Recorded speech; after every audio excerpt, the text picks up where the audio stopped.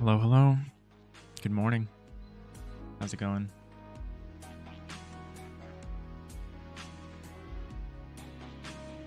We got a bit of a short stream today. I gotta leave a little early for some offsite work stuff. But we're cooking. We're finishing up our blood fill for our autotiler.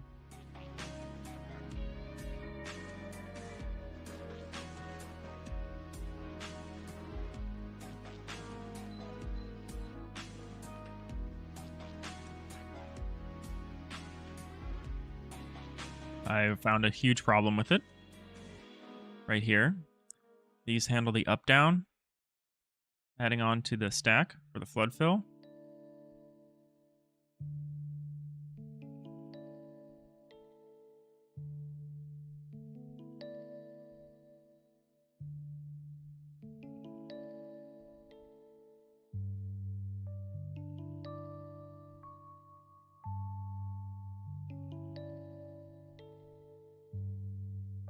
That function.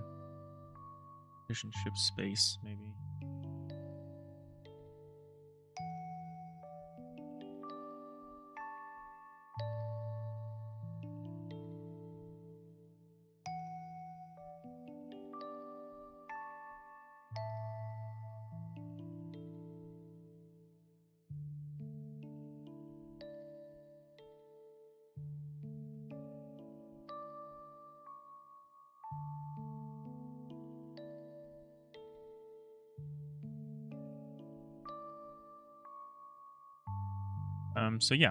So this was silly, because what we're basically doing is we're moving diagonally by adding vector 3.1. It's not supposed to be that. It should be vector 3.up.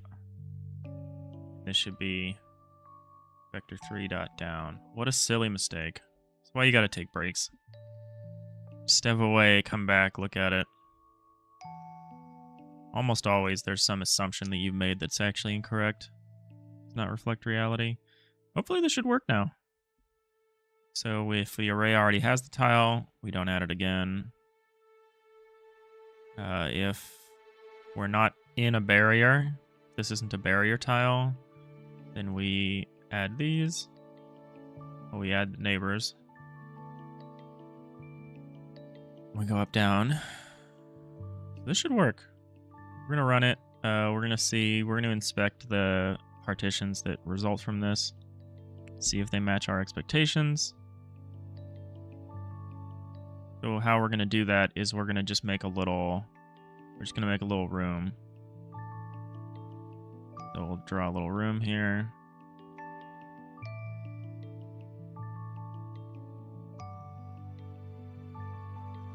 Oh, we've broken something. Now we're in an infinite loop again. That's new.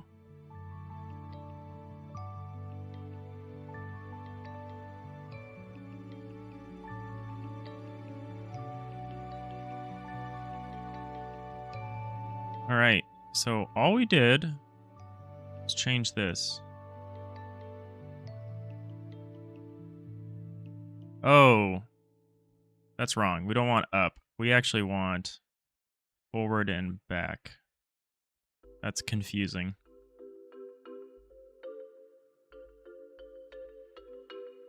But it's fair. That's a fair representation for 3D. Yeah, that broke. That created an infinite loop. I understand why. This is going to be back, and this is going to be forward, if I understand it correctly. Forward is negative, yeah. And negative z being forward.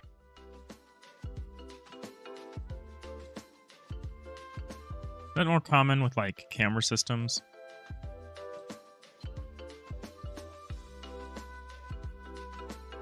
Not really a 3D person, so I don't really know these things. All right, so let's make a space.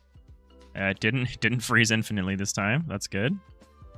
The goal here is to make a little compartment and see if our flood filler can detect that there now exists at a compartment.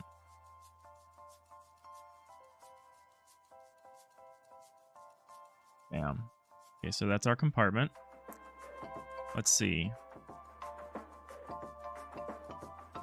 1709, 25, 1734. Let's see if that's what we wanted. So where are we printing?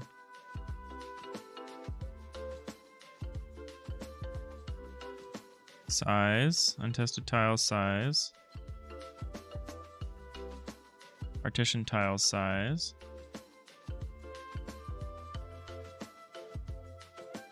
Untested tile size.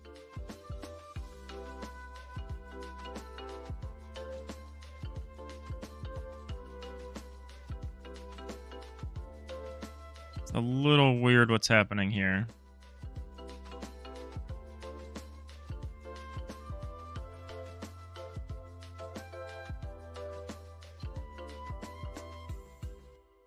Get rid of this print statement.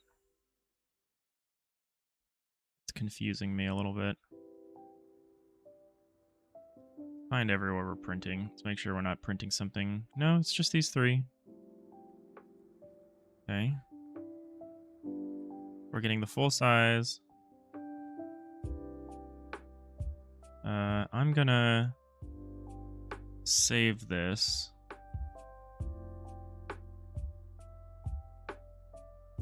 Oh. A little bit of a bug there.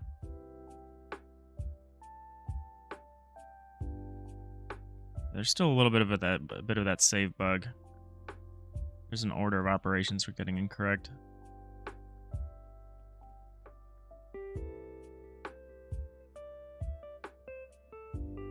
Alright, and let's just try to load in what we just made. Okay, we're getting 4 prints, which is a little weird. Oh, because it's going through twice, right? Okay.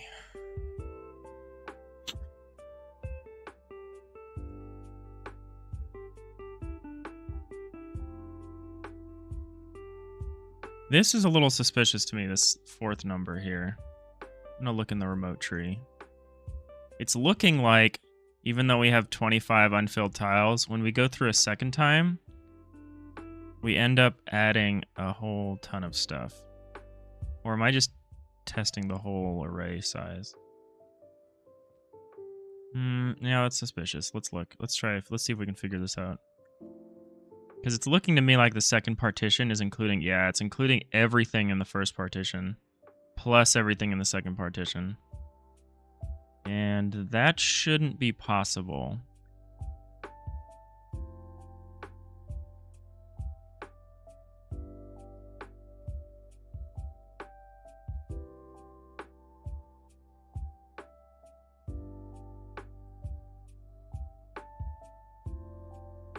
Still something wrong. Like the first time it goes through, it's correctly identifying because it's only 1709 instead of 1734. It's looking at the 25 tiles in this space, which is this 25 tiles, essentially. Yeah, it's not including the 25 interior tiles of this space because this is a 5x5 room. So it's correctly guessing, well, it's correctly determining that this interior space is a separate space. But when it goes back through and it checks this interior space, it's somehow escaping. It's somehow bleeding out and filling the entire volume in here.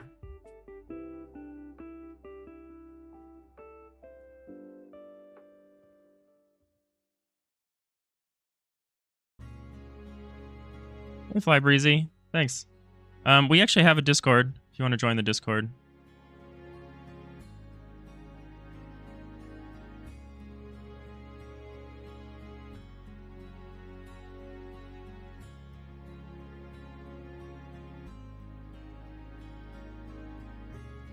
Okay, so we gotta figure this out.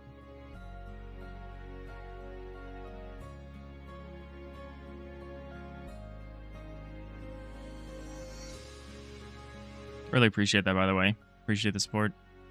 I hope you're having a great day.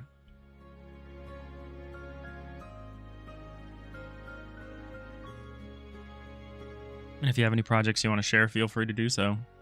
Love to see what everyone in the community is working on.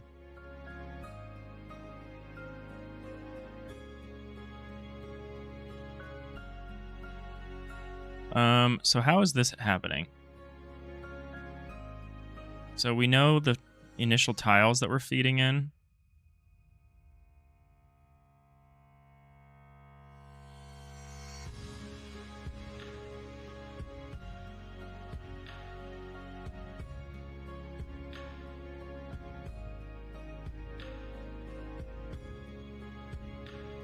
Hey, Gamer Pro, thank you for the follow. How's it going? Welcome to the channel. Trying to finish up a little flood fill algorithm we're running.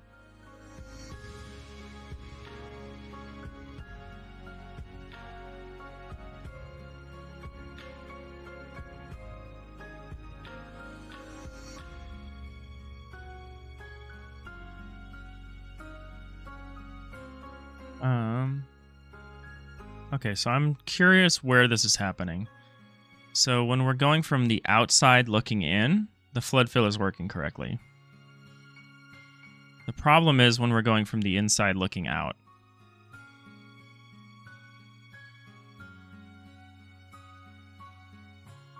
The Z-barrier tile list, the Z-barrier tile array should be preventing this from happening.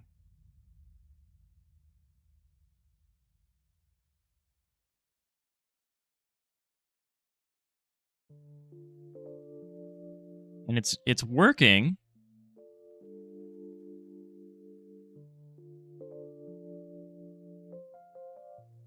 Oh.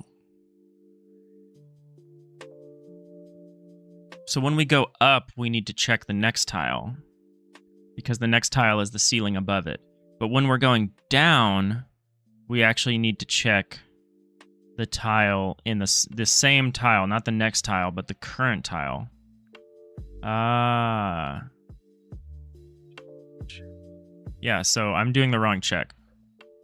So we want to say, is our tile not a barrier tile when we're going down? Rather than when we're going up, we want to check against the next tile.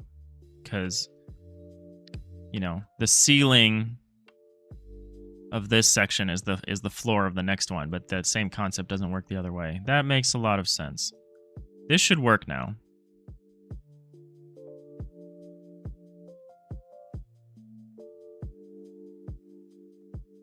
Let's just load our... I love that I can save and load these. It's making it a lot easier to go through. Okay, so we're getting 1280, which is the space, the building area. Getting 1709, which is the initial partition, which is correct. It's correct that it's bigger than the build area because it's including the flood area, which is around it.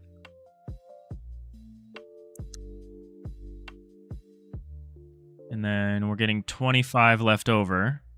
And then we're getting 45 in the second partition.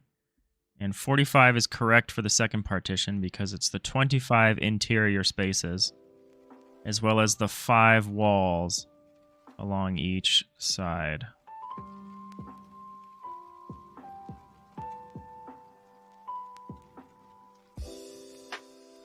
And that's, since it's 5 by 5, that's another 20. Huzzah! It only took like most of the week, but the flood fill algorithm works. Go us. Well, I thought we were going to be working on that the whole stream, so time to go find something else to do.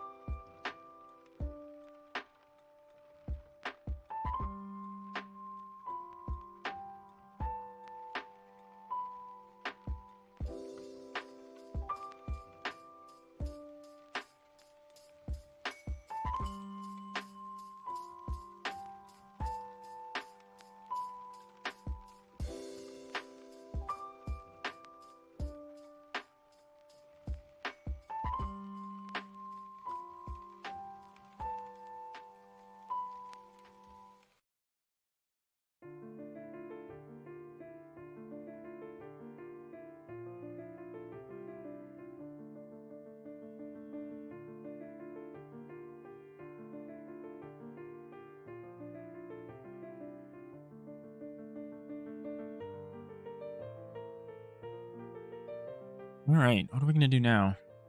I guess we're back to autotiling, huh?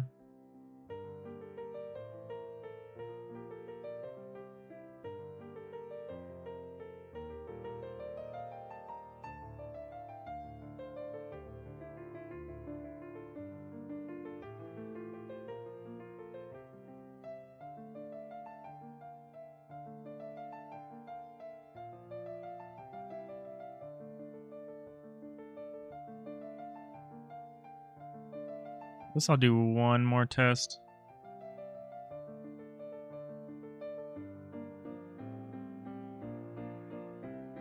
Nah. I'm convinced. Seems to be working, at least in this current iteration.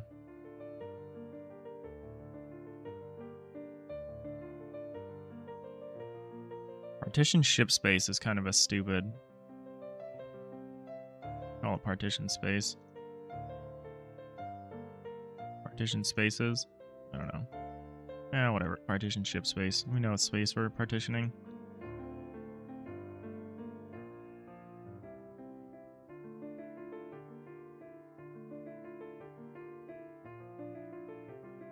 Yeah, we're doing it.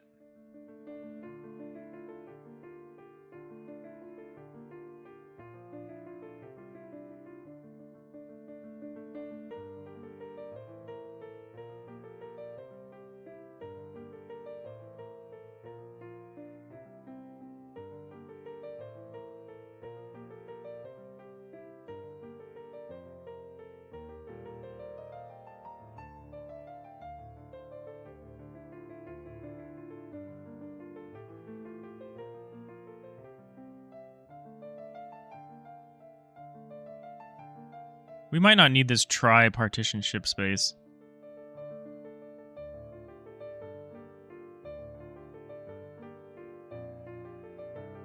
Might be fine. Assuming the while evaluates the statement before it initially executes. I feel like I've seen implementations of while that execute once and then evaluate the statement. In which case we do need to prevent this from happening.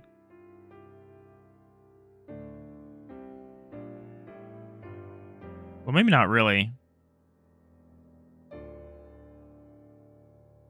I guess if it's empty, it's totally fine. It's just kind of unnecessary work. Yeah, we actually don't need this tripartition ship space. This is an unnecessary safety feature. No, we hate unnecessary safety features.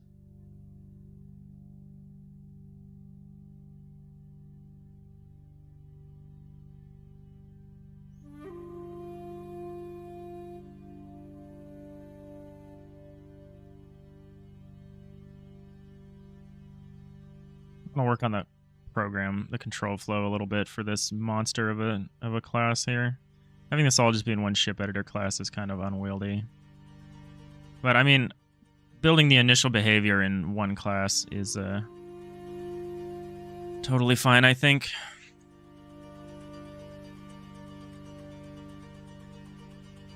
Getting this full tile map, I think, is important.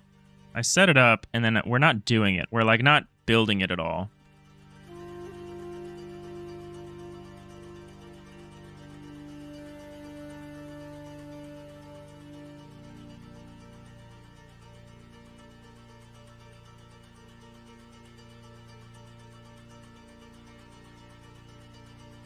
Apologies, I was on like the edge of a sneeze for a while there.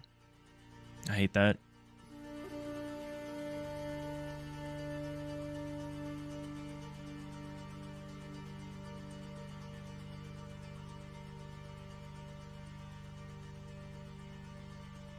So we need to start thinking about auto-tiling again.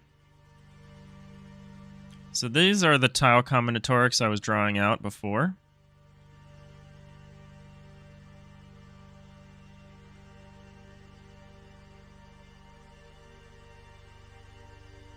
And they're kind of accurate, but they're only for a 2-tone system, which we actually have a 3-tone. Like we have a 3... Like there are 3 types of surfaces instead of 2, which is unfortunate because this is already the combinatorics for 2. Kind of huge.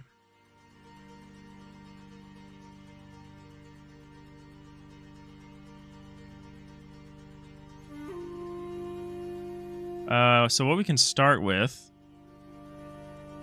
So I've decided to break the auto-tiling problem up into multiple steps. There's the... this is also way too big. How am I going to do this?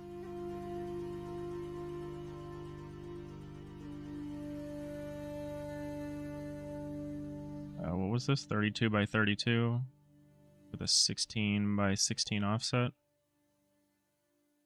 No, that's not correct. Maybe it was a 320 by 320. 160 by 160 offset.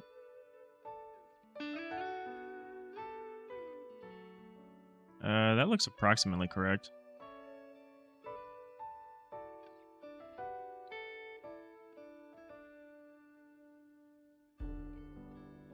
Get rid of the offset. Actually,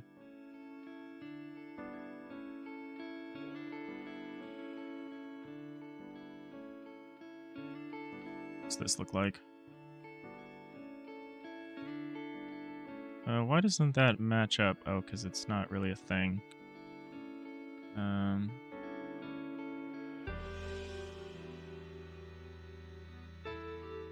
We can change some of this. I go back to the small grid. Figure out how to reorder this in a little bit. Was this 32 by 32? No, it was 4 by 4.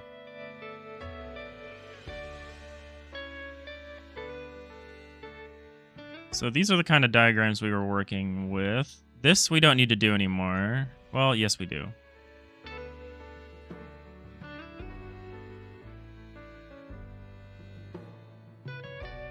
So what this means is that this space around it needs to be empty. But I'm not going to communicate it this way because that's insane.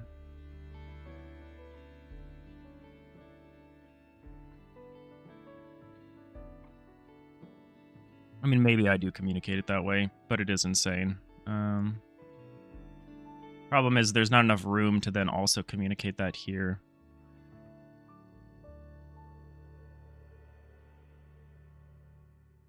Yeah, I guess there is, actually.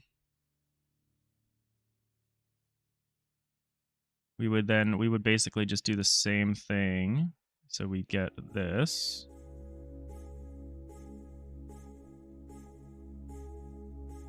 Put it up here. Copy it. Flip it.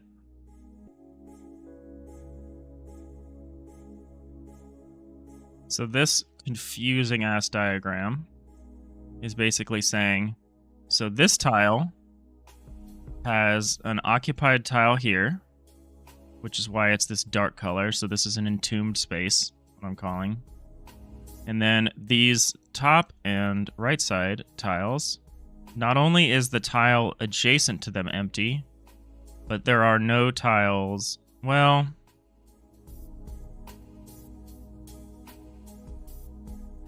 I need a better diagram for this, because it's not... The matter is not that it's going to check every direction. It's going to check that this is empty space. Maybe there's a better way to display this.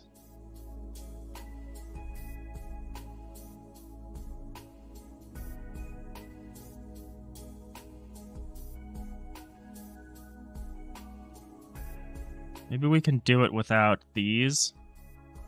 So we're not actually checking other tiles. We're just saying that the space itself is empty.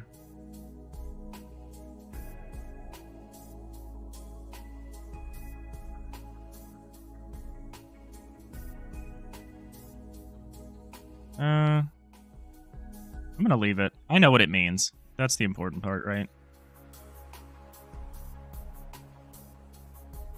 And these are the outer tiles, so this is distinct from, like, the inner tile, where this inner tile... So for this tile, the top has a wall above it, so it's an entombed tile, which is why it's rendering dark. It has a occupied tile here, which is why it's also rendering dark. However, on its right side, this tile space is empty, but there are tiles on every side. Well, maybe not the bottom. We actually don't check the bottom. That was part of the mistake we were making earlier. This can go.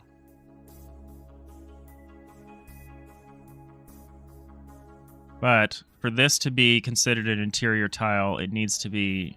The empty tile next to it needs to be... Well... Oh, no, this is correct. I made a mistake. But because we have this flood fill thing, we don't actually have to check this. We just have to check to make sure it's in a partition.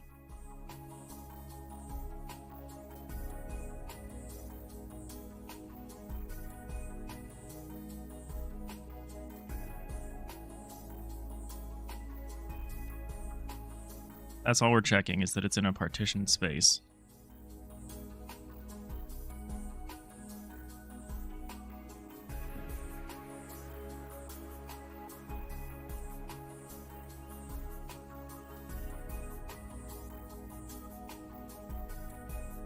Maybe I can communicate this better by, like, using a third color tone. And you're, like, by using, like, this.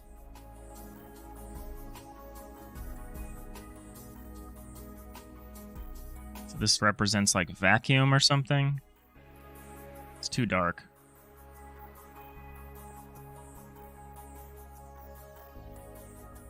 Maybe this represents vacuum.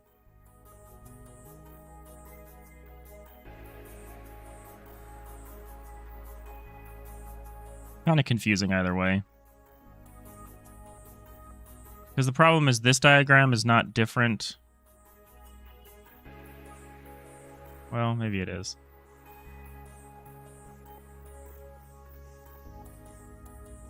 Maybe we just need to start building the logic. Maybe we're done diagramming, because the diagrams are starting to get confused. Because the first step of this process is to just figure out what source ID is applicable for this tile.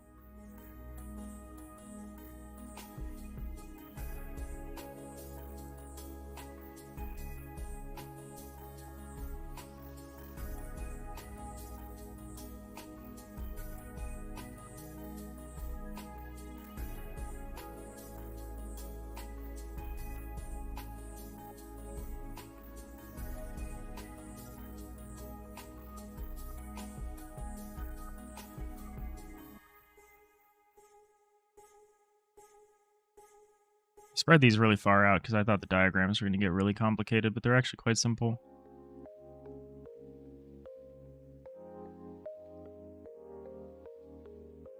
So really, an internal tile, an inner hall is what I actually call it. An inner hall is a tile any of whose adjacent neighbors, well, any of whose forward adjacent neighbors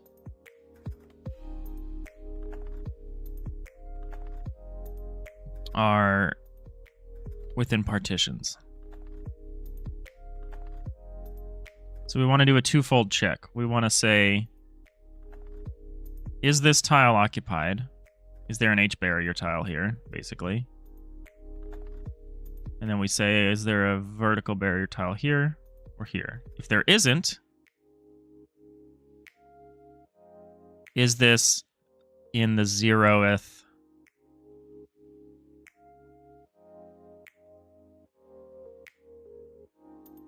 partition? This is in the outer partition. If it is, it's an outer hall. If it's an inner, this is an inner hall. If a tile is entombed on every side, it's a middle hall.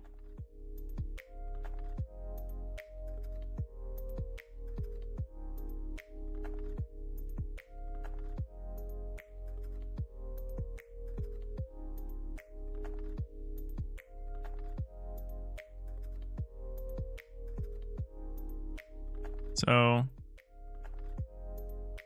we have our horizontal and vertical barriers. Do we need that data structure specifically? Can we just use the full tile map? Because its layer number tells us... Yeah, we maybe actually don't need these separate barrier tile arrays.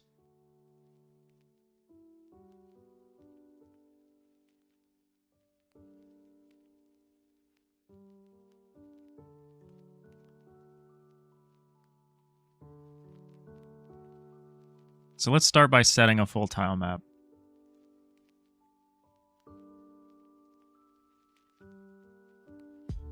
Which we would do whenever, yeah, so like this, we'd do it here. Let's say something like map, maybe set full tile map. No, maybe map, ship, tiles, like that.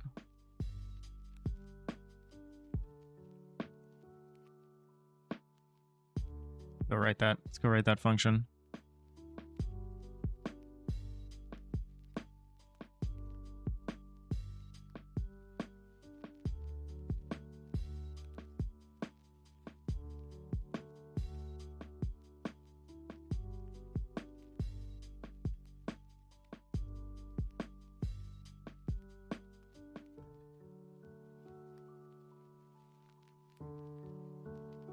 Recording the barrier tiles is like really fast, which is kind of nice.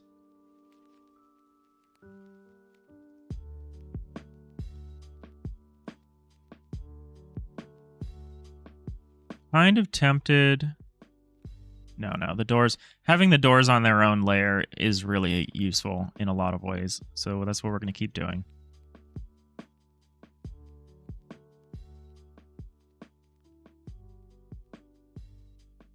We could actually proceed through the first step of our auto tiling. Just, I don't know. We could do it with these barrier tile lists. I'm just not convinced. I don't like having two separate lists. One for the X, Y, and one for the Z. I'd like to just index into one list differently. What I'd like to do. So map func, map ship tiles void. We're gonna say full tile map, not fill. Maybe that's what we say. Fill tile map. No, a tile map is already like a. I don't like this. I don't want to use a common term to mean something different. But tile map is not actually a thing. It's deprecated now, so maybe it's okay. It's confusing, but maybe it's okay. Wait, maybe we can say full tile mapping. Then we at least know it's something different. It's say ship tile mapping. We call it that. Seems good.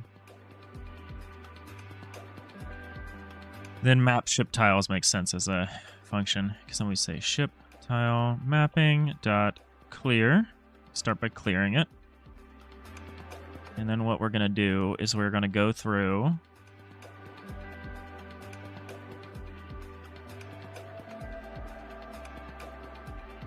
We're going to say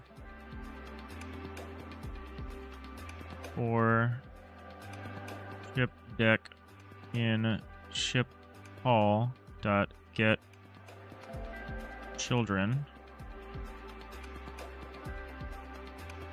This is prone to failure.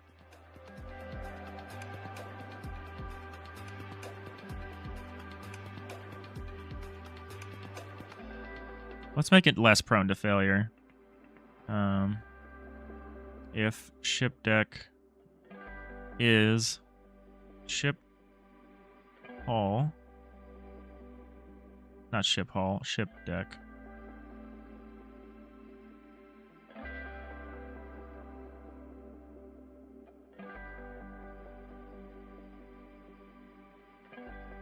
The children. Because I think the ship hall is going to eventually have possibly different. Possibly going to have. No. It's going to potentially have different children than just this. So we should check. It's good form. Check. We could also just say for ship. Oh yeah, let's just check. Type checking is good. A little slow, but it's good. And for ship layer in ship deck dot get children. If ship layer is ship layer, can we just say something like this? Ship layer. Can we declare the ship type? Oh, we can.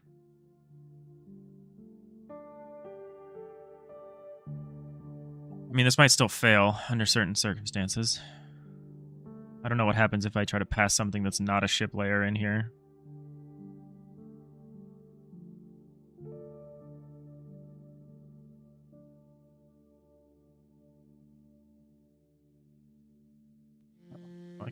I can do some cool stuff. I don't know why I didn't think that was a thing. Okay. Learn something new every day.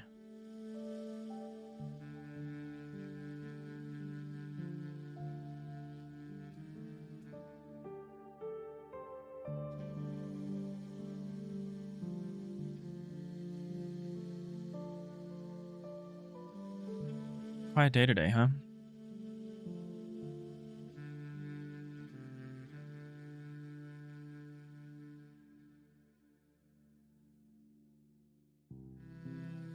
It's okay with me.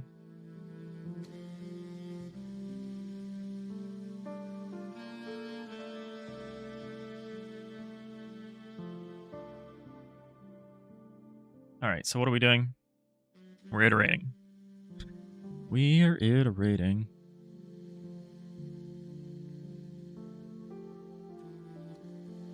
Variable ship, variable deck number. I should change deck number to like deck index or something, but maybe actually I'm not going to do that. Because it would be weird to have deck 0, but we actually have a deck 0. But deck 0 has no floor.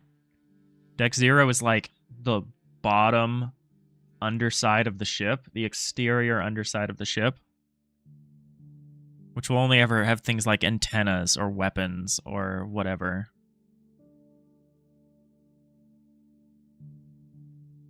So I think deck number is okay, because to the player, they're just going to see decks number 1 through 5. They're never going to see deck 0. That'll be like a hidden thing.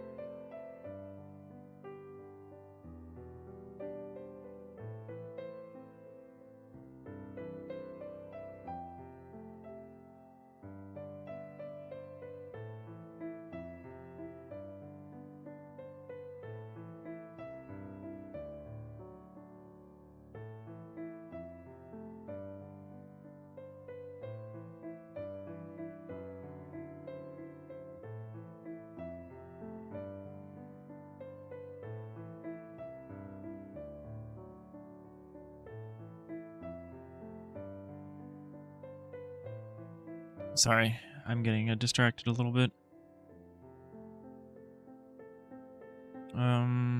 So for each layer, this is easy. We can get use cells. We can say variable layer tiles equals.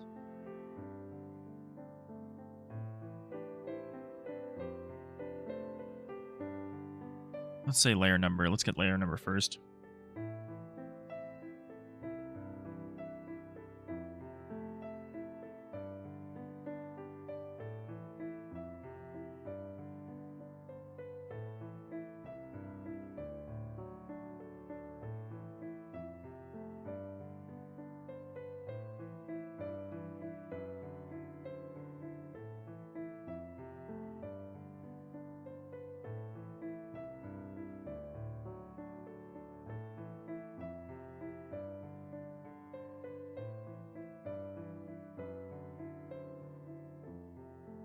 You know, we could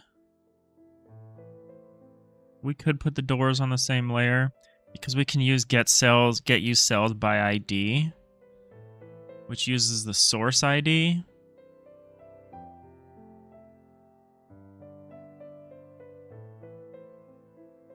We could use that.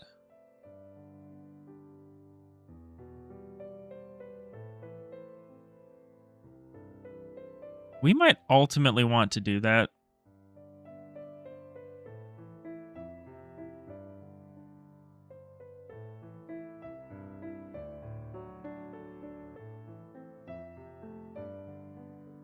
And I'm thinking we might want to do that because the pathfinding will need to look at all of that. It'll need to look at... So we're either gonna keep having this horizontal barrier construct, which we might honestly have anyway.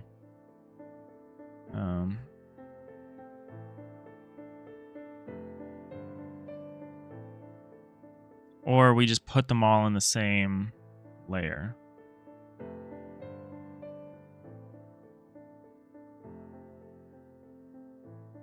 That simplifies some of our problem. Like, having a separate door layer doesn't make a ton of sense.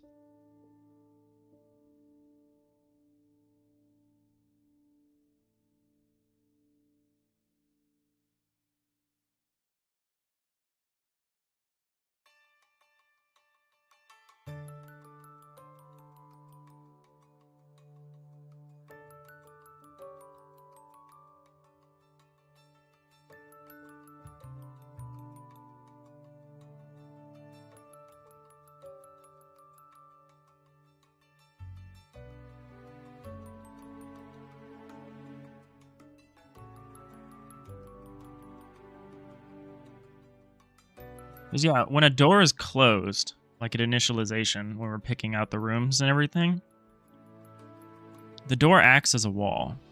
So the door is not really a separate construct than the wall. It's only a little different. And we can use the source ID for that.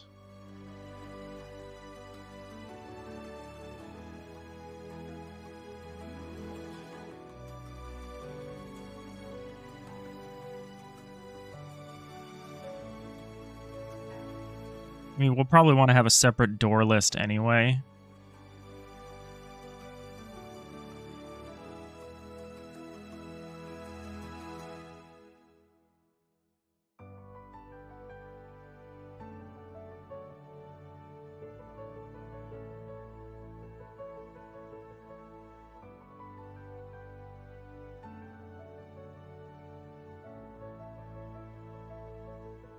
If I do that, I don't want to call it the wall layer anymore.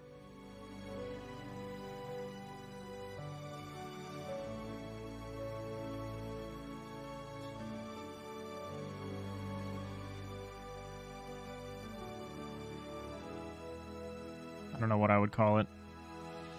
Walls and doors? The wall and door layer? That also doesn't sound great.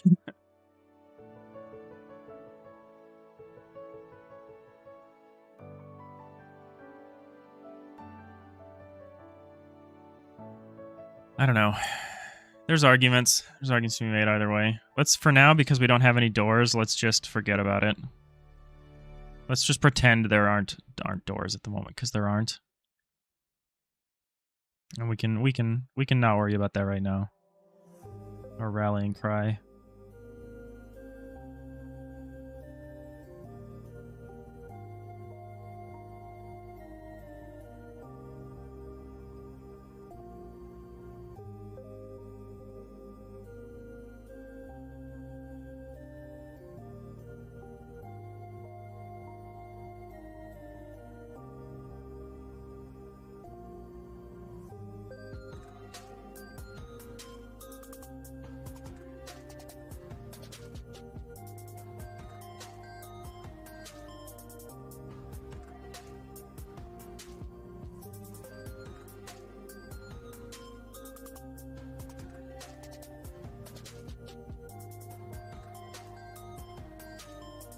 So for each tile, we're going to essentially say ship tile mapping. That.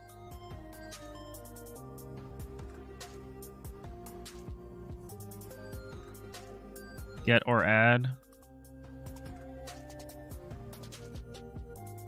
Oh, here's the interesting thing. What value are we going to assign to this? Right now it's just a set, a tile set. Maybe we don't need this yet.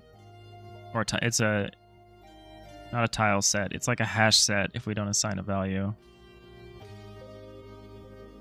What does get or add do? Key, variant, default, variant equals new. Default, I assume that's value. Gets a value ensures the key is set. If the key exists in the dictionary, this behaves like get. Otherwise, the default value is inserted in the dictionary and returned. It's fine with me.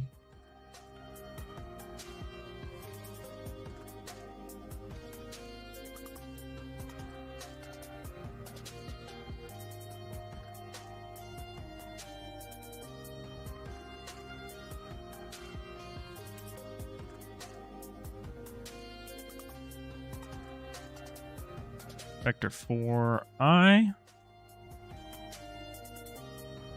And the 4i is going to be tile.x, tile.y, deck number, layer number.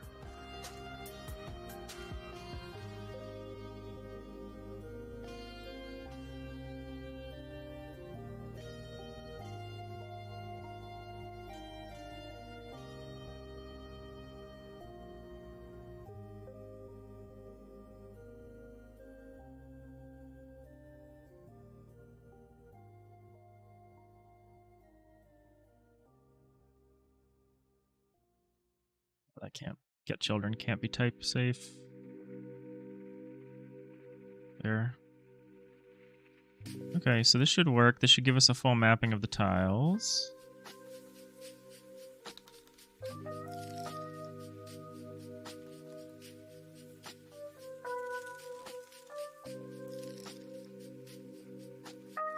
Probably eventually have a different, like a separate list of like interactables that we keep track.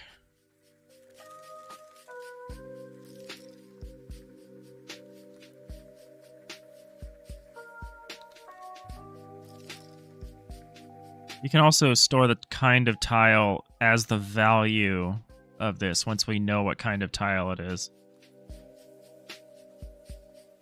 Tempted to put tile ID there.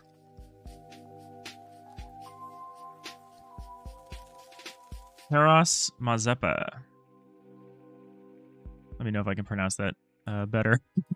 Welcome to the channel. How's it going?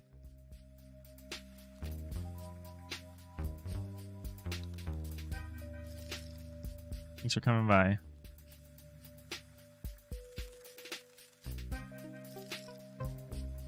I'm alright. It's kind of a slow morning here, but we're having a good time. We're working on kind of an autotiler as part of a tile map editor that we're making using the new Godot 4.3 tile map layers.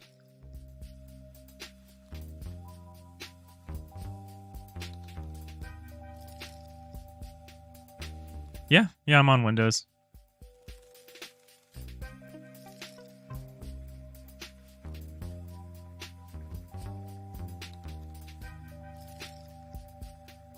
I wouldn't mind using Linux, but from the people I've talked to, Godot has maybe some issues on Linux sometimes, and so does Steam.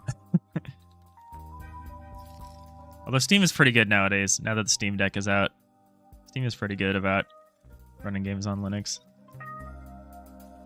Have I ever used Chocolatey? No, is that like a Linux distro or something that I'm not familiar with?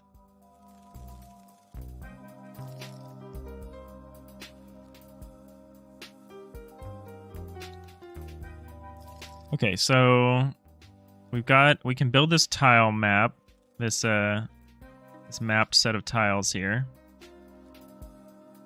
It might supersede our barrier tiles list, even though it definitely looks more complicated. It's simpler in that we don't have to have two separate lists, so I prefer having one mapped set of tiles.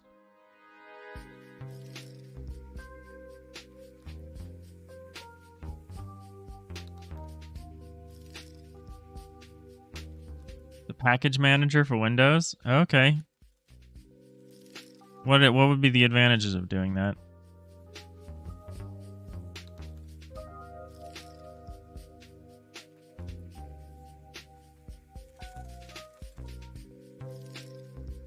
I pretty much always used Windows, but I'm certainly not a power user. Like I'm not particularly savvy with it. So let's say, so wherever we are doing the partitioning here. No, not the wait, so where are we rebuilding the barriers? Oh, we're doing it in restore and capture tile set. So let's go here.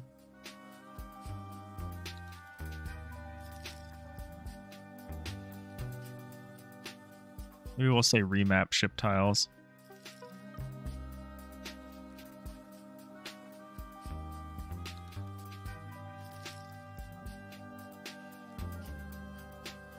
Let's go to capture tile map snapshot. Oh, that's the other thing. We don't have to do it here. We could actually...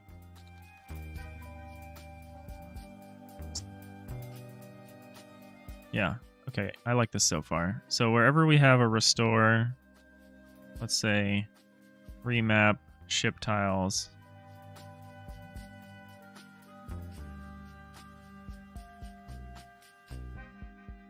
Remap ship tiles. Installing and updating software. Oh, okay. Yeah, that can be, I guess, like kind of a pain in Windows sometimes.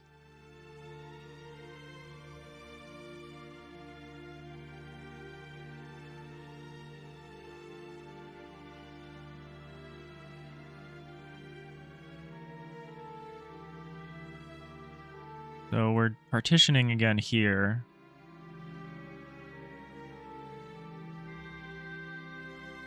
Why aren't we redoing the barriers? Is the question.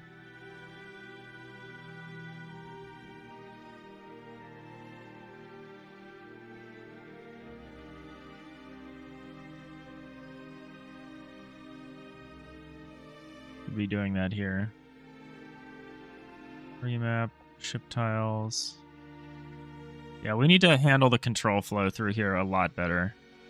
This is like basically one giant set of if-else statements, and it's based around user input, so that we only process one of these user inputs per frame, so we don't have to worry about insanity like that. But there is some common functionality that probably be better to just put somewhere else. Like any behavior that comes about for a combination of these. Not a combination, but you know what I mean. Writing this stuff multiple times is kind of a pain.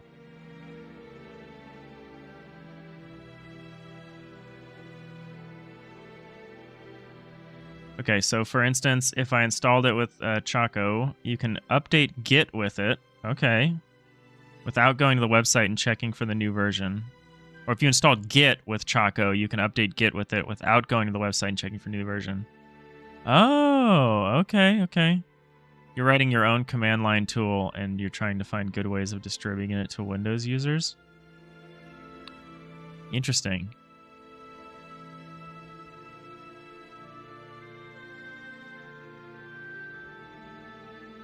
Yeah, the only command line tool I use at all is Git.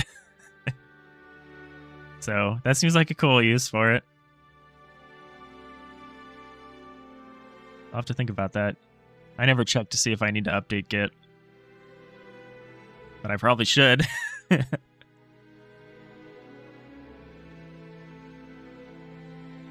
That's a good suggestion. So let's try to do this remapping, see what happens.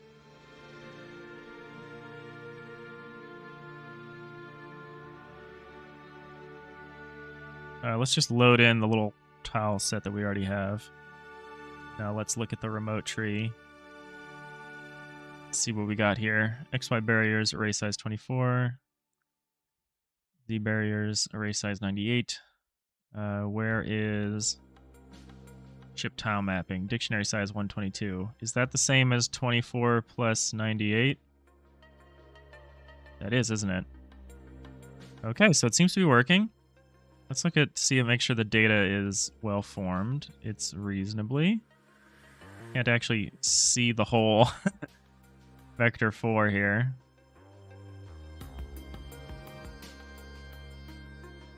But it looks good. It looks like it's working correctly, so that's good.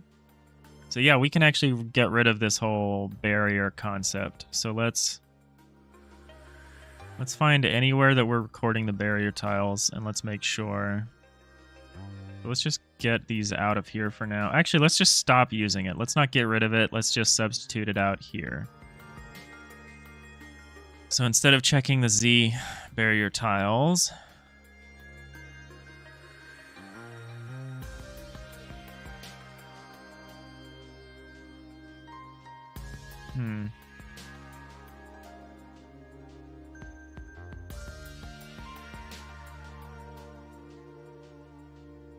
so we'd say ship tile mapping. We'd say vector 4. We'd say does ship tile mapping have this vector 4, which is tile.x, tile.y, tile.z, and finally 0. Because we're checking the horizontal movement. Oh no, we're checking 1. So 1 is floor. This should probably be like an enum somewhere. So that it's written in plain English that I can understand instead of being a... Because I know that 1 means a wall or a door.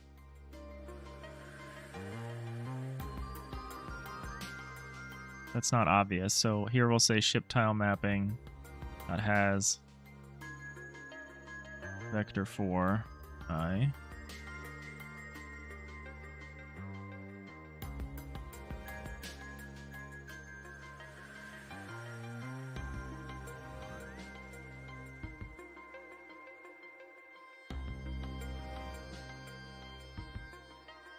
Say next.x, next.y, next.z, 0.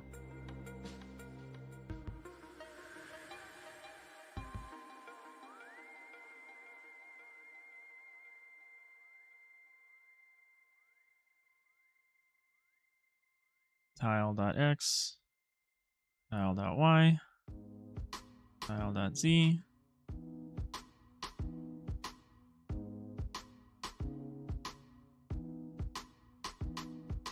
We can actually move this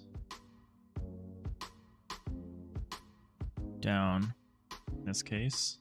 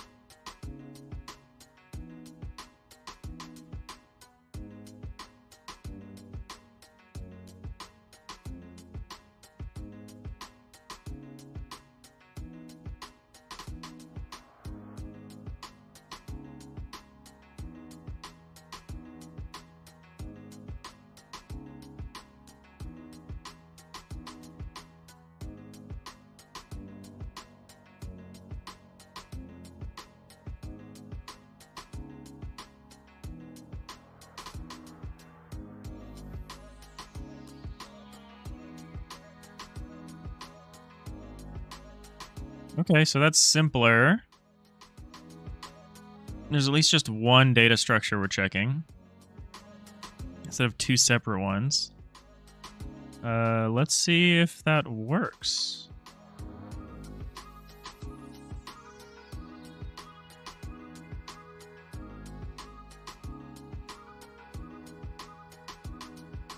Pause. Remote.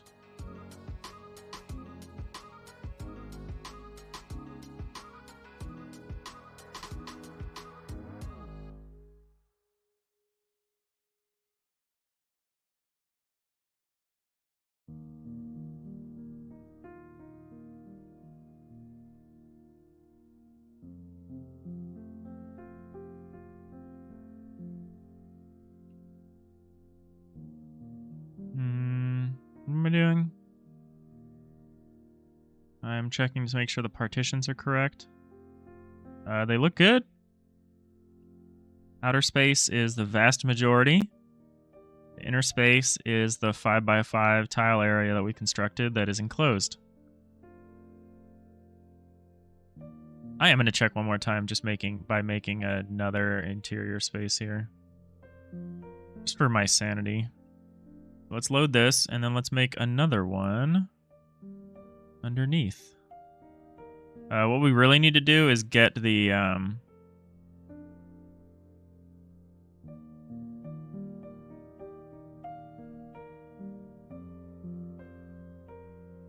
we really need to get the cutaway system working in this mode. And we also need to be able to draw across layers is also something we need to do. Because right now it's like, it's really hard for me to draw a room. Whereas I should be able to do so.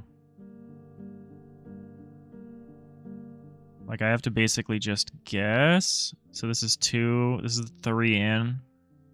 So this one would also be 3 in, I think. How that works, and how far out is it? The 4th in from the outside and the 3rd in from the inside. Okay.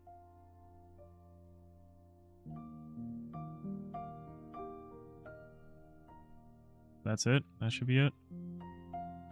Yeah, this is really unintuitive. I mean, but at least we're eating our dog food or whatever. Whatever. We're dog fooding it. This is our tool, and we're testing it. So it'll be good because we use it. We're making an additional partition here.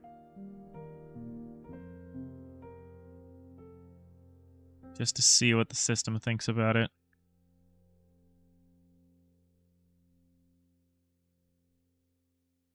Little double partition area.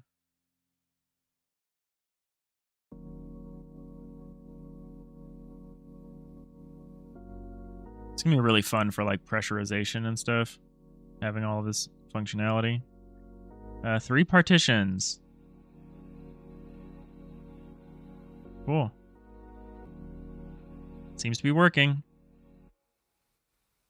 Let's double check. 96. 96 because it's 2, 3, 4, 5, 6, 7, 8. 8 by 8, so it's 64 times 8 times 4. You know, 8 times 4 times 64. Or 8 times 4 plus 64. It's 32 plus 64, which is 96. All right. Hell yeah, brother.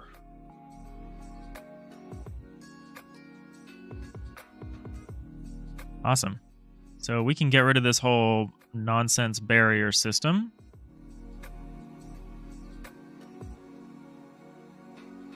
Let's get rid of it. Let's eliminate all references to this with extreme prejudice.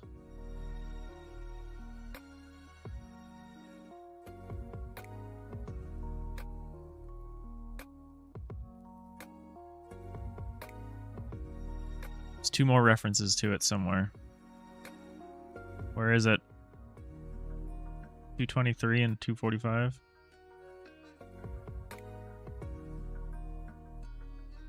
Oh, did I get rid of them already? I did.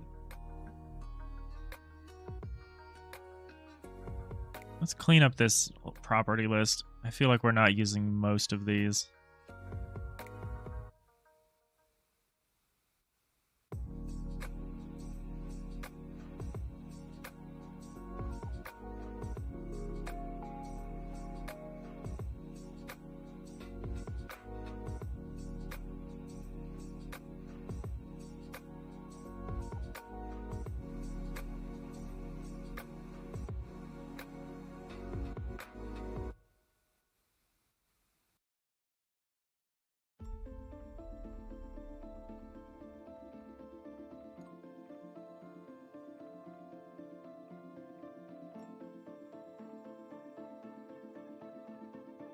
Wish I could have typed dictionaries in Godot. That'd be cool. I don't know if it would do anything for me, but make me feel better. Let's get rid of that. Get rid of that. Figure out where the rest of the references are to this thing.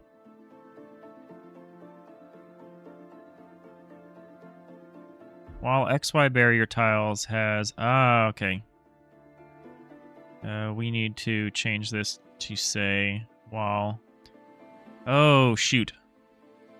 Oh, no, it's fine. Everything's fine. While ship tile mapping dot has vector 4i initial tile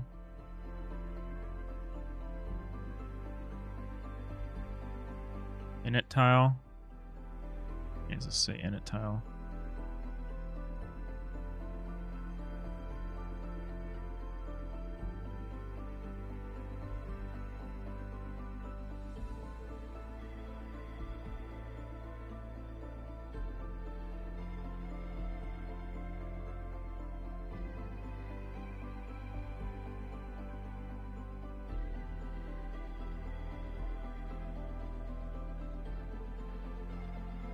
I hate that I can't just make a vector 4 from a vector 3.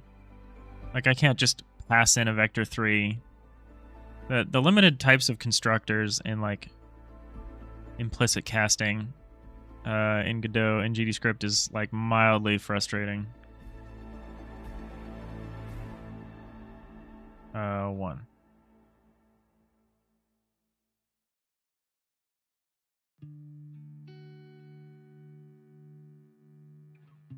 One more test because I just changed something.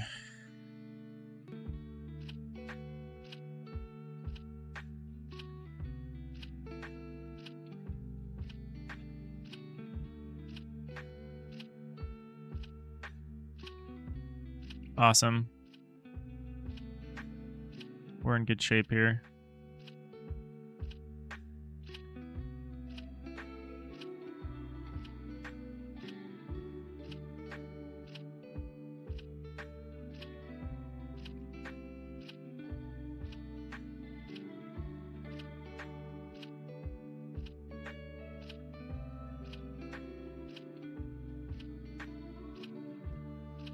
Alright, so now we need to start determining the source IDs of these things.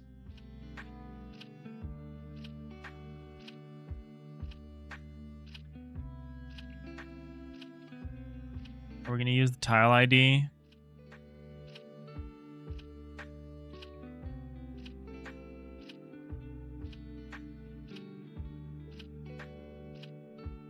Can I define a default value in a parameter?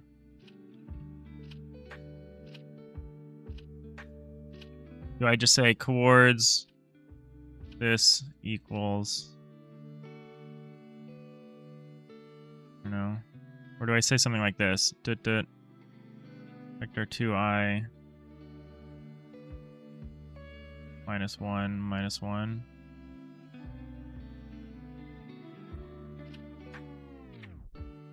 Cannot have mandatory parameters after optional parameters. Oh, okay, so I would have to say also integer, or is integer equals -1.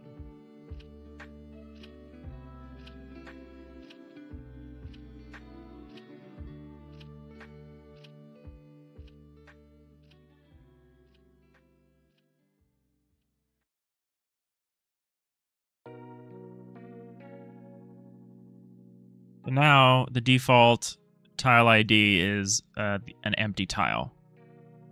That's pretty good.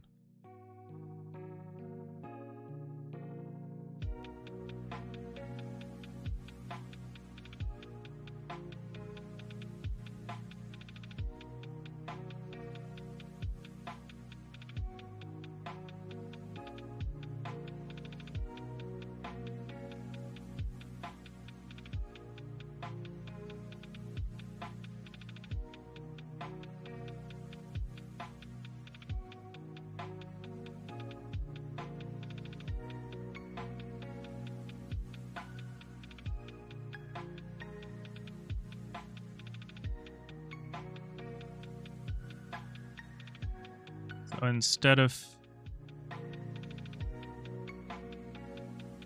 filling the ship tile mapping with nulls, we could just fill it with empty tile IDs and then set them later as we go.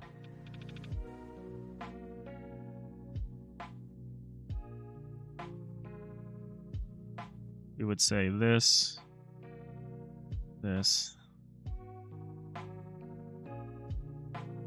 equals tile id dot new.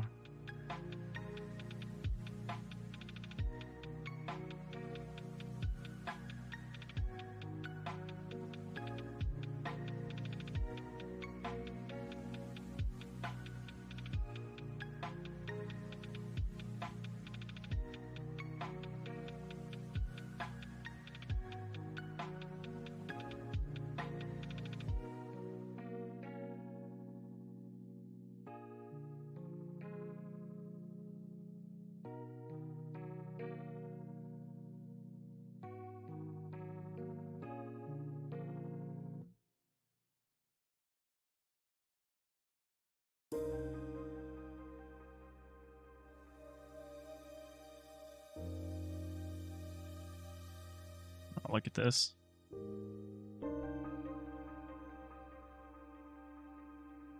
Okay, that should be cool.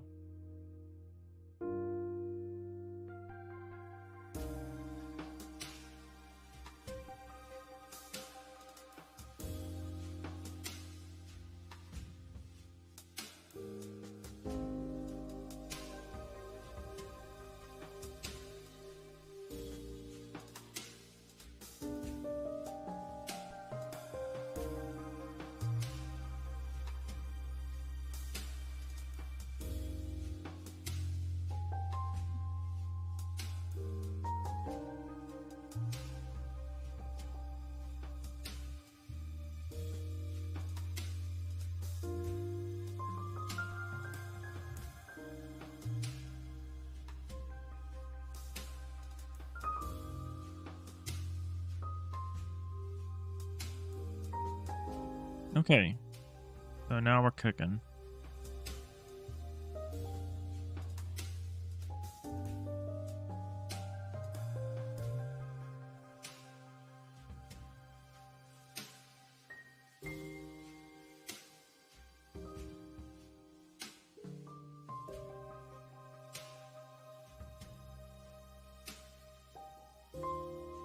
Okay, so now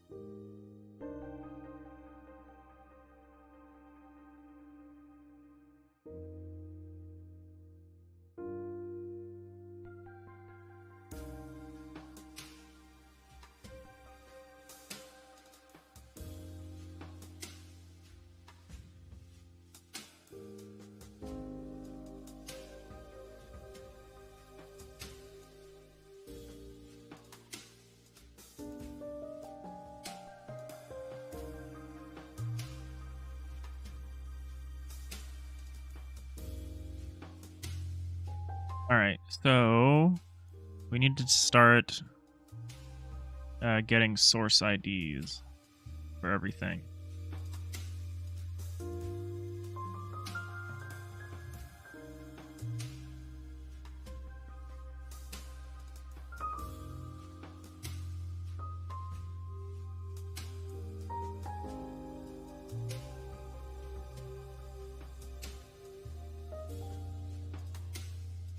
Function determine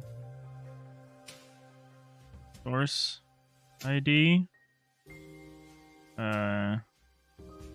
vector for I.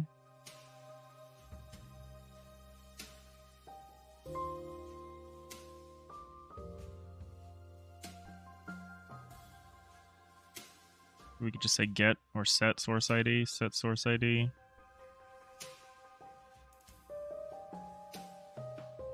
Set tile source ID. Vector for I tile mapping.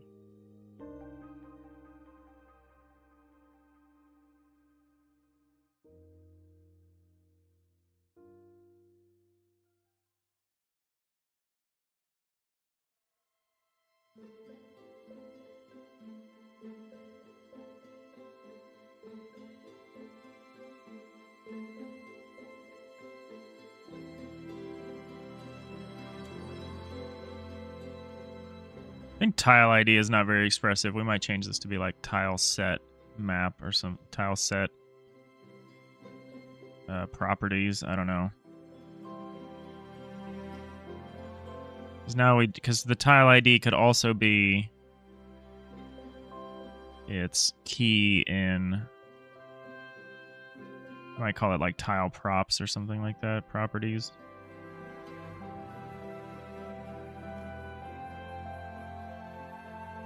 This would return an integer.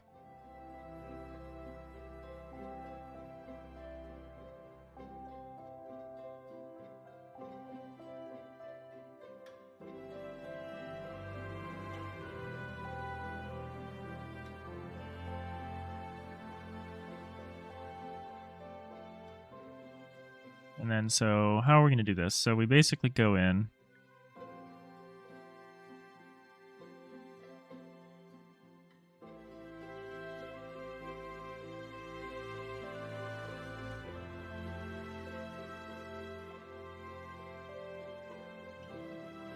So this presumes, so this is just going to operate on the individual tile. So we'd say something like, so here's our tile. We'll check the X, the Y, and the Z. Positive X, the positive Y, and the positive Z.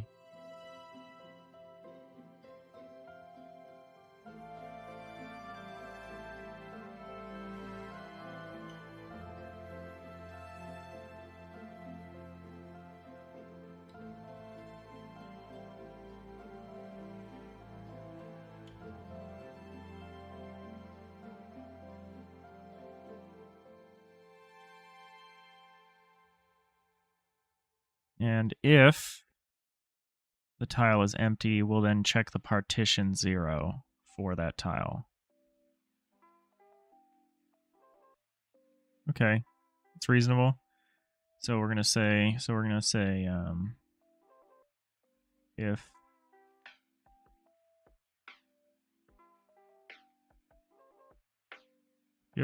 tile mapping has,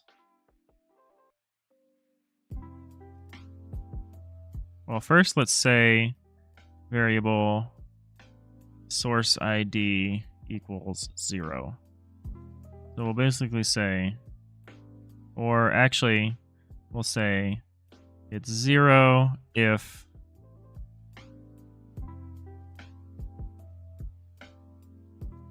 tile mapping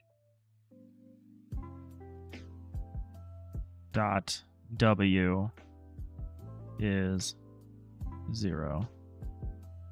Actually, it's just going to be source ID is tile mapping dot W, because the tile mapping W is either 0 or 1. Or I guess it could be more than that. Oh, shoot. Merd.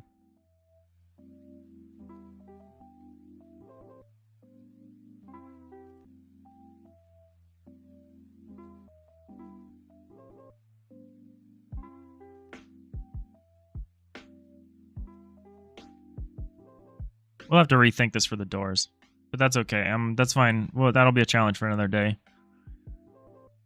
Ship tile mapping dot has vector 4I tile mapping, or we could just say it's vector 4 have yeah, it does. It has 0, 1, min, or it has.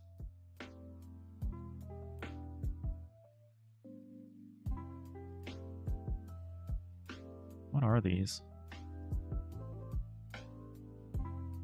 Oh. Like this. Max axis index. Min axis index. Oh, we could use these for figuring out, for drawing walls. Oh, okay, fun. Good times. Make a mental note of that.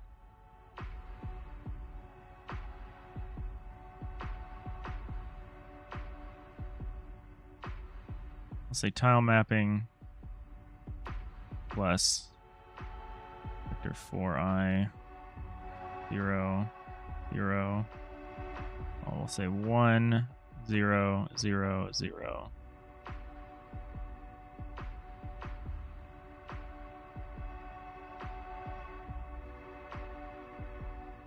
If not, ship tile mapping.has.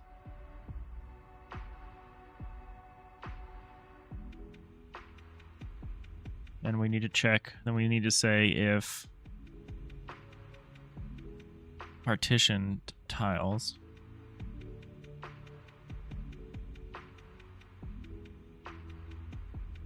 zero dot has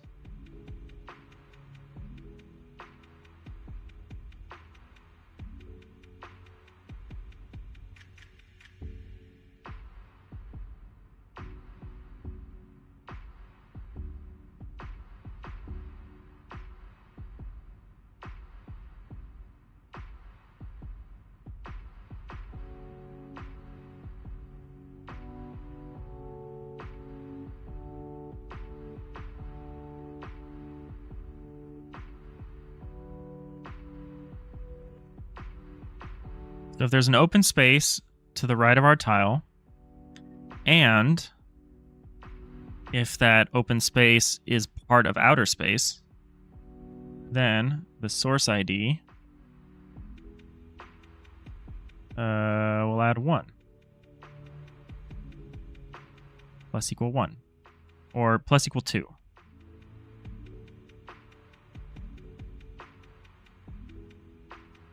We'll say elif. It's not elif. These are separate evaluations. We're going to say if not. Well, we're going to do the same basic thing, but for the other two dimensions.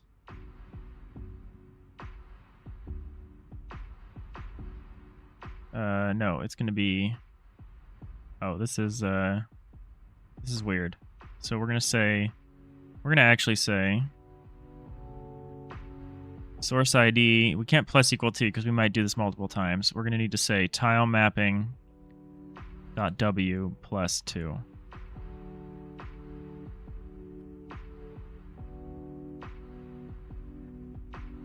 Equals tile mapping w.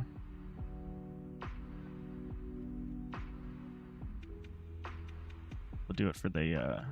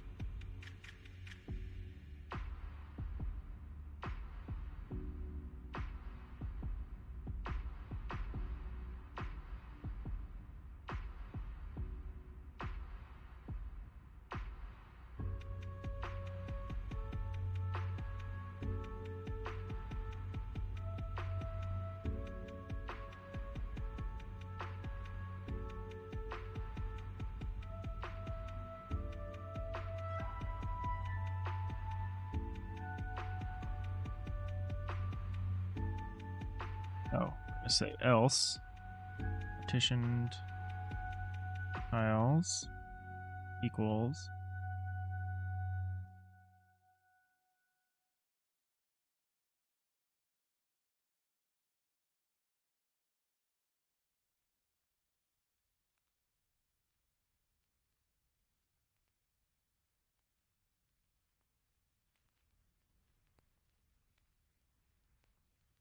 we'll say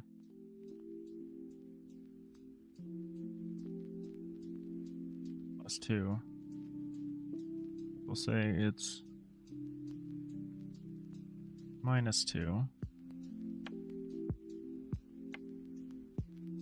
But we can go outer space, then middle space, then inner space. That might make more sense for me.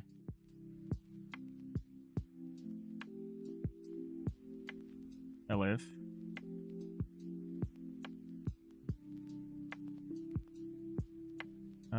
No, it's not elif, it's just else.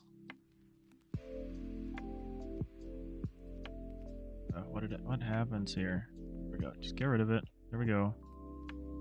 Else source ID equals tilemap.w plus 4.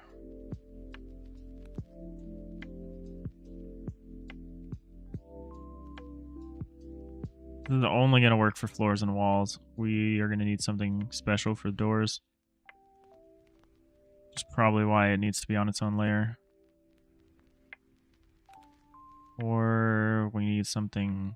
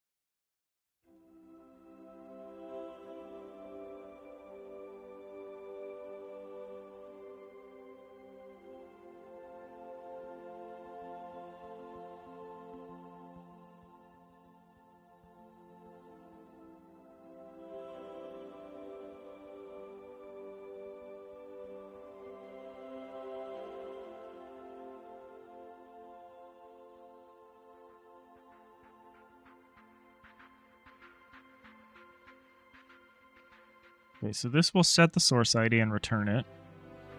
That's good.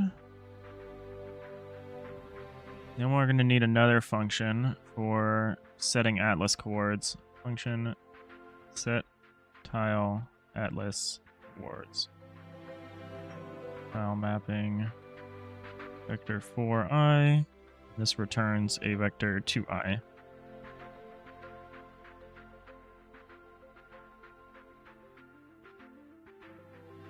Turn vector 2i dot 0. Oh, let's just say variable atlas coords.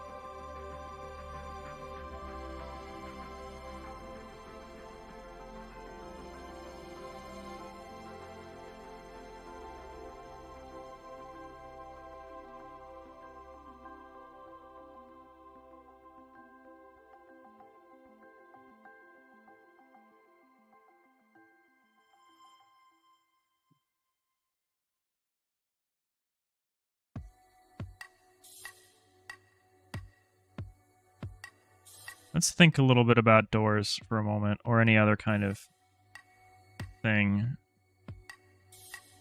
Doors act like walls, but we need to know the difference because they have their own source ID. So the flood filler doesn't distinguish between them. But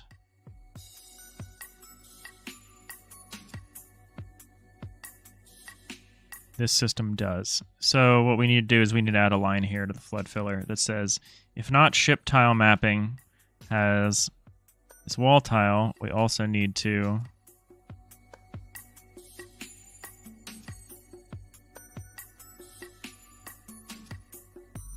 this should really be an enum. Make this an enum.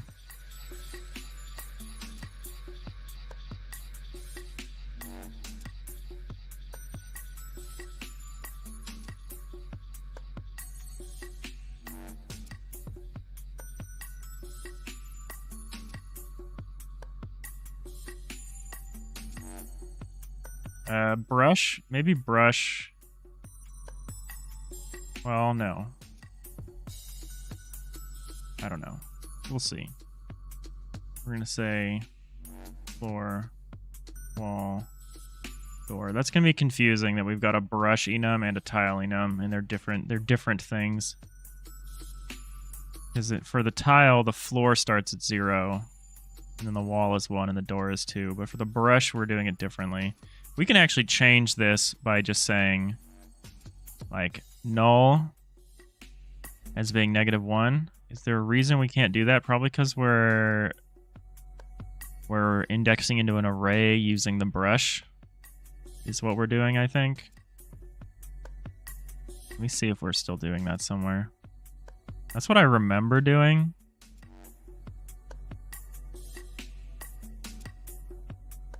Yeah, tile brushes, brush.null. But if we make tile brushes a dictionary,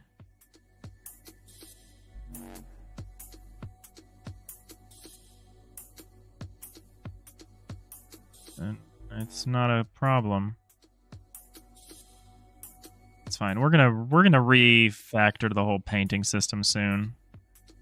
So I'm not gonna worry too much about it right now.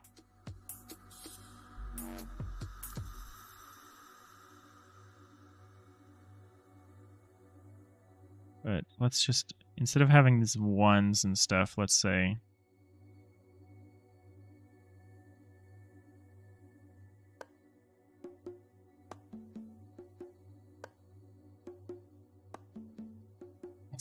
tile dot floor, no, tile dot wall.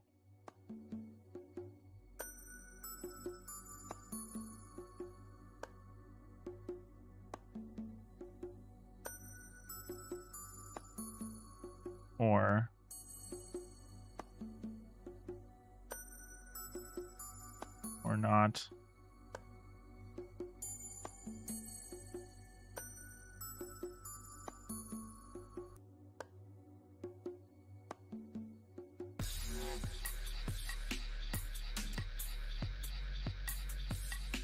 I love the or not. If not this or not that. Can I say nor? It's nor a thing? I wish it was.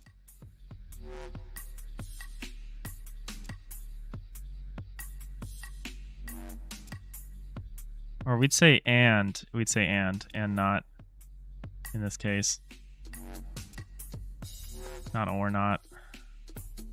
And not. Chip tile mapping dot has. Same deal, vector for I dot tile dot x, tile dot y, tile dot z. I don't like having these insanely long lines, but sometimes that's what happens. Tile dot wall. Okay, so now we're checking, or not wall, door. So now we're checking the walls and the doors.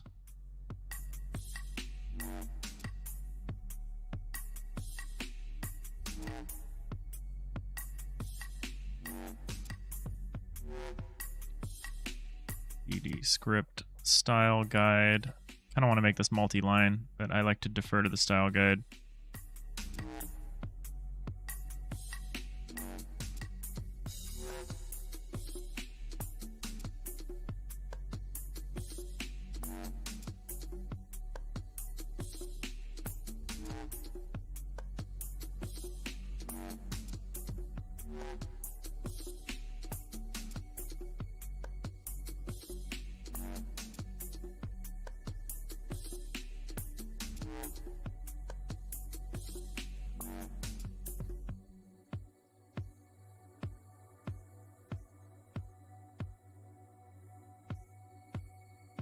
One moment, please. Just looking something up.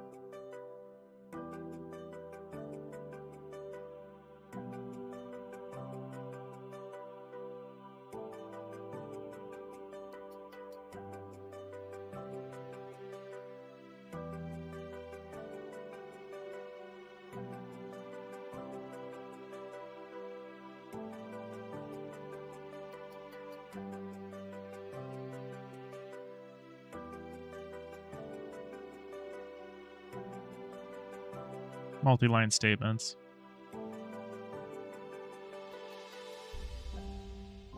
So I would like to move this down. I just want to know how they like formatting that. The and or should be placed at the beginning of the line continuation. Yeah, I agree. Why doesn't that work? Oh, do I have to parenthetically...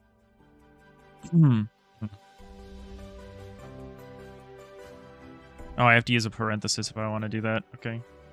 It's a little weird, but I'll do it.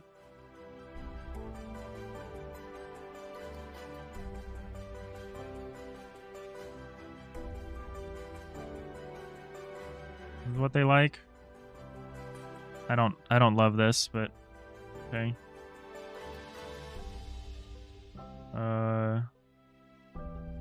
Oh, we're missing a parentheses. I don't love this. I acknowledge that I need to, like, use a parentheses when doing this. I would rather do it like this.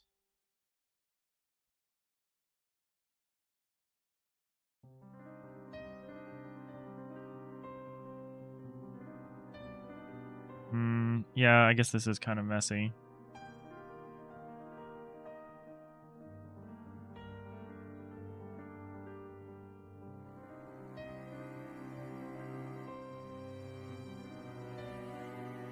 Heartburn.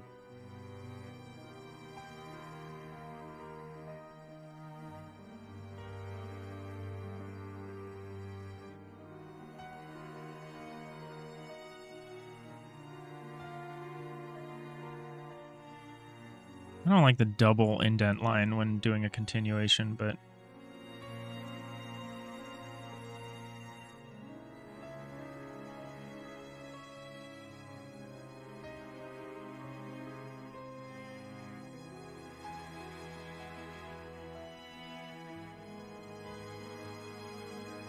I think that looks like trash. Maybe I just don't like tacking this on at the end because it's like it runs all the way off the screen, which makes it kind of hard to see that it's there.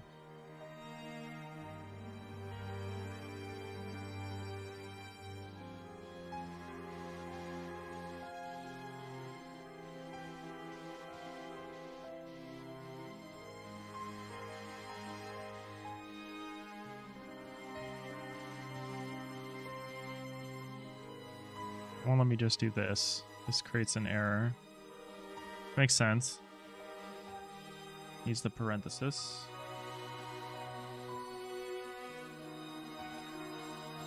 I'm going to do this. It's my code base.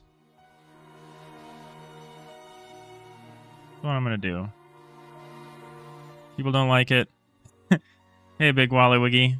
That's an awesome name. Welcome to the chat. Sorry, I was battling against Godot style guide for a minute there. Oh, yeah, the full engine. Yeah, we're using GDScript, their built-in language, and the Godot engine. This is all in Godot.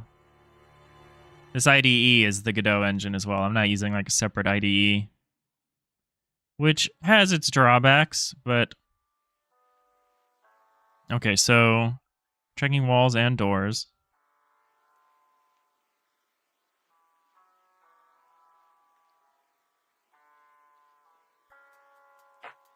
Might just take mapping off of this.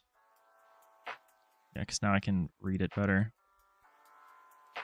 Ship tile map. That's going to be confusing, but the tile map is deprecated. I'm going to know. Maybe we say full tile map.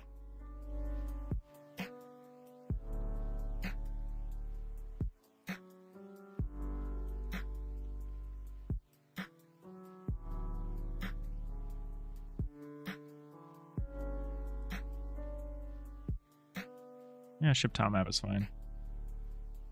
We're not using a single tile map. We're using a collection of tile map layers. You're looking for a new laptop to run Godot because you're using an old Chromebook right now. You do basic Python, but you can't really use a game engine. 32 gigabytes of storage. The Godot engine is super lightweight. Like, let me see real quick.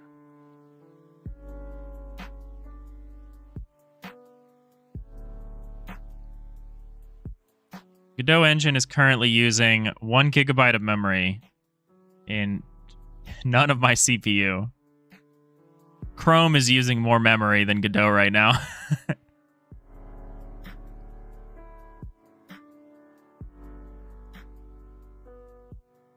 And OBS is using a good portion of my CPU.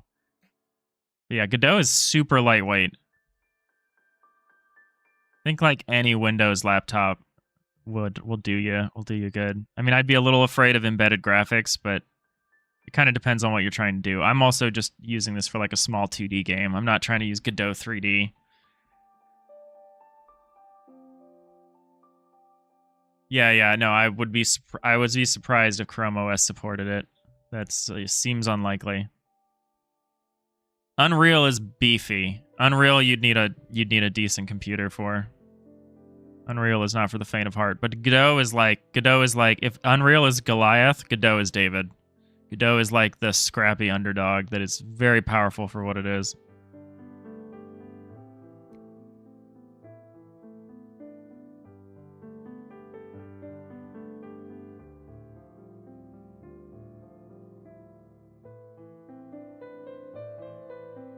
I don't love ship tile map. I want to come up with a different name for this.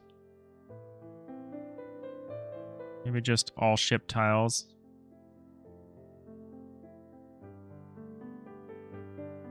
Maybe just ship tiles.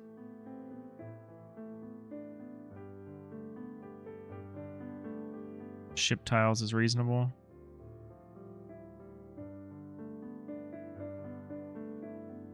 Keeps it short, keeps it sweet. It's exactly what it is. Well, ship tile. Oops. Ship tiles. So yeah, tile map is a deprecated class, and we're not using it, and I don't want to give the impression that we're using it.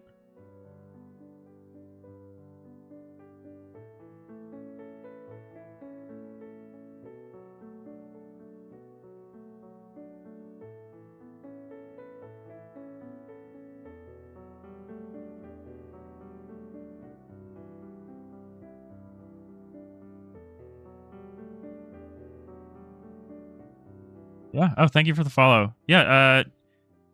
Yeah. Let me. You could just tell me approximately what you're looking at. I can look it up. No problem.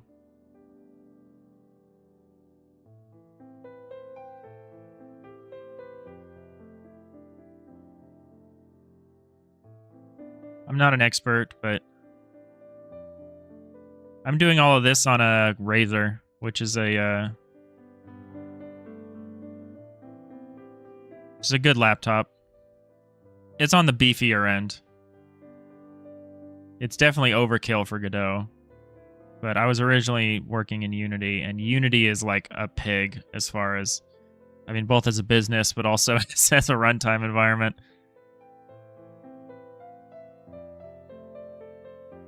Unity, like if Godot, like if I create an infinite loop in a Godot and I'm running it, my computer doesn't care. And the Godot engine doesn't care. But if I create like an infinite loop or I do something weird in a Unity, like the whole environment like crashes. The engine crashes, the game crashes, sometimes my computer crashes. But Godot is so nice and lightweight and pretty powerful for what it is.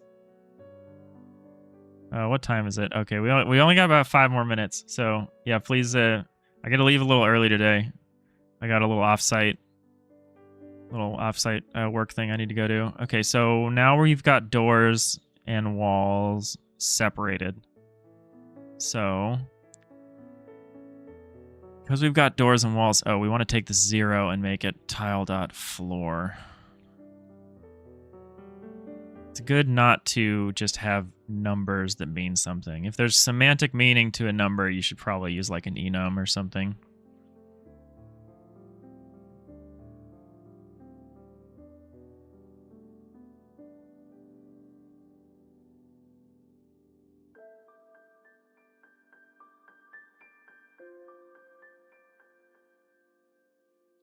You're looking at the Asus VivoBook 16, the 16-inch laptop. It's got 16 gigs of RAM, terabyte. It's got an AMD Ryzen 7000 series. That's good. I'm about to build a computer, and I'm going to be using an AMD Ryzen 7000 series.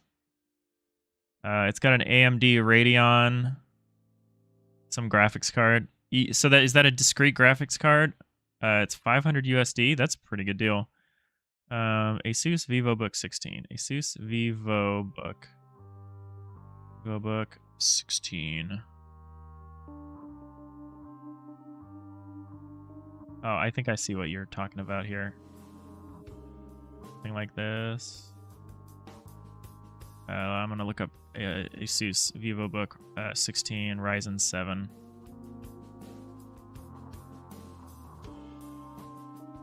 Here's one. Here's one that's about...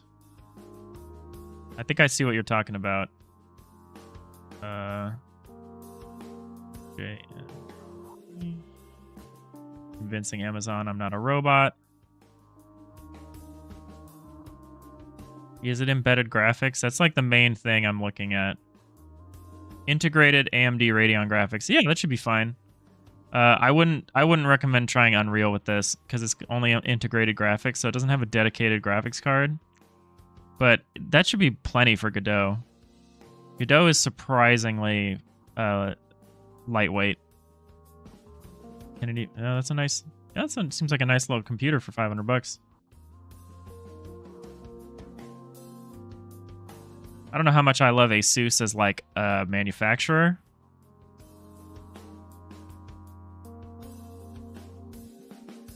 But yeah, for Godot, I think that'll do you just fine.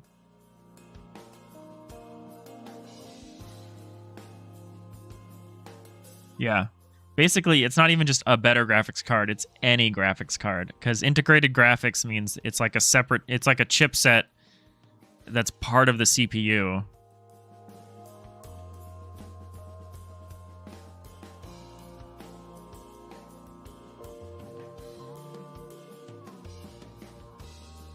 Integrated graphics is fine for everyday use. And honestly, if you're just getting into it, I wouldn't recommend you Unreal. Unreal is like the Formula One of like game engines. Godot is like the rally car. the rally, yeah. Godot is good. Godot is scrappy. Okay, so now we have a problem where we have an additional source ID that we need to deal with. We need to say something like not ship.has tile mapping.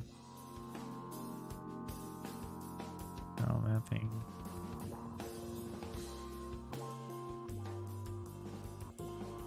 Oh, this tile mapping thing we need to look at again. I need to look at it. Should it run Unity? You're making a Final Fantasy-like game on Python. Okay. I mean, I think you'll like GDScript. GDScript, is syntactically like pretty similar to Python. Unity is in like C# mostly, or I guess you could also do JavaScript. I don't know if you can still do JavaScript in Unity. It was a long time ago, but I think most people use C# now for Unity. Yeah, I would recommend Godot. I think the laptop would be fine. I don't think you want to use Unity for a lot of reasons, both like engine-wise and like business-wise, especially. I think if you're getting into game development, I don't think you want to start a relationship with Unity.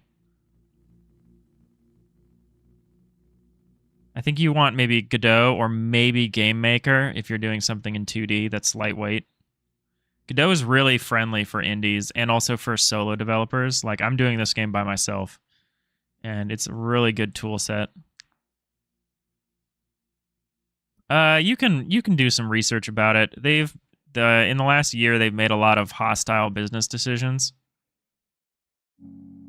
and people are kind of skeptical of them, of what their kind of their motivation, and also maybe like honestly like how effective they are at the moment, or how effective they'll be in the future. They're basically making it sound like they aren't making enough money, and they're going to just start making a lot of hostile decisions to make more money at everyone else's expense. Literally everyone else's expense.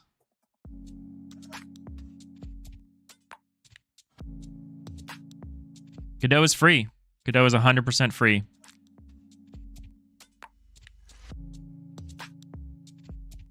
So we can't just do this cute thing with this plus and -2 thing. Because we'll need basically, I guess we'll need a mapping onto doors. This should probably just also be an enum. Okay, I'm gonna make a note for myself for tomorrow. Rebuild this with an enum that maps to the different tile type source IDs.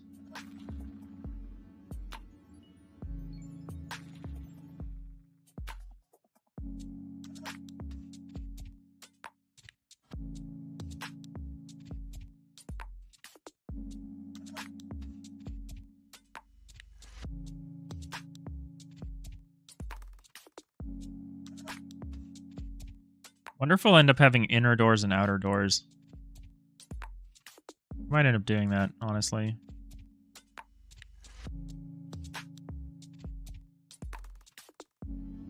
Yeah, the GD script is not Python, but when they wrote GD script, they wrote it to be very similar to Python, like in terms of the way it looks and the way it flows. So it doesn't, under the hood, it has no relation to Python, but from a user experience standpoint, from you working with it, you should find picking it up to be pretty easy.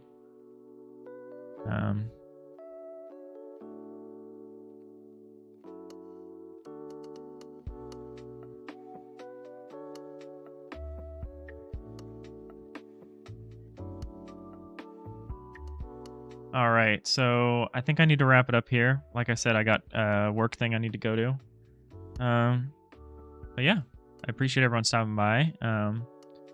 Big Waluigi, welcome to the community. I appreciate you hanging out. I hope, feel free to come back, ask Godot questions as you're learning. I'm still relatively new, but we're working on Godot here almost every weekday morning. So we'll be back again tomorrow. I don't need to leave early tomorrow, so hopefully we'll be able to stream a little longer. And yeah, I appreciate everyone for hanging out, and I hope you have a great rest of your day. And I'll see y'all next time. Bye.